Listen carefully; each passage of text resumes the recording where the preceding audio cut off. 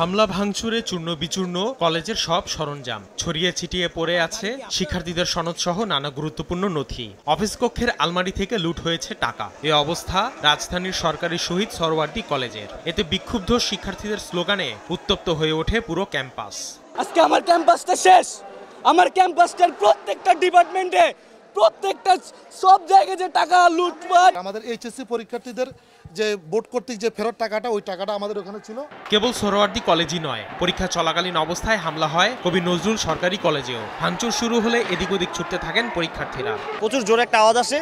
আওয়াজের মধ্যে আমরা দেখতেছি যে ধোঁয়া জাতীয় জিনিস, অনেক জোরে লাথি দেওয়ার আওয়াজ, মানে একটা হট্টগোল। আমরা ভালো মতো পরীক্ষা কিচ্ছু দিতে পারি না, কিচ্ছু লিখতে পারি নাই। রোববার দুপুরে ঢাকা ন্যাশনাল মেডিকেল ইনস্টিটিউট হাসপাতাল ঘেরাও করে বিভিন্ন প্রতিষ্ঠানের একদল শিক্ষার্থী। তাদের অভিযোগ, ডক্টর মাহবুবুর রহমান মোল্লা কলেজের শিক্ষার্থী অভিজিতের চিকিৎসায় গাফলতি করে হাসপাতাল কর্তৃপক্ষ।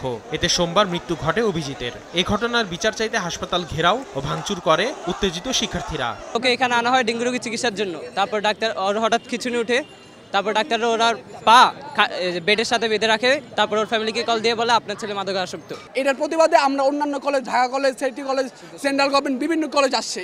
এখন বিভিন্ন ঢাকা থেকে এটার সবাই অন্যায়ের প্রতিবাদ করতে আসে। কিন্তু মৃত্যুর বিচার চাইতে এসে কলেজে হামলার কারণ হিসেবে বিক্ষুব্ধ ছাত্ররা বলেন, এর আগে 2 দফা অবস্থান নিলেও ন্যাশনাল হাসপাতালের পক্ষে অবস্থান নিয়ে বাধা দেয় সরওয়ার্দী ও কবি নজরুল কলেজের শিক্ষার্থীরা। যদিও ঘটনাস্থলে শুরু থেকে পুলিশের উপস্থিতি থাকলেও সংঘর্ষ ঠেকাতে কোনো ব্যবস্থা নিতে দেখা যায়নি তাদের। লুটপাটের বিষয়টা আমাদের নলেজে আসেনি। আমরা লুটপাট করেছি এরকম কথা আমরা শুনি নেই।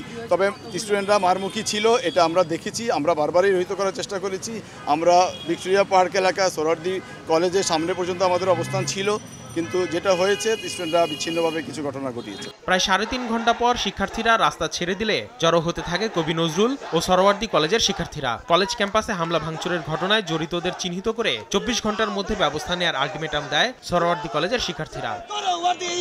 আসিফ মোহাম্মদ সিয়াম, সময় সংবাদ, ঢাকা।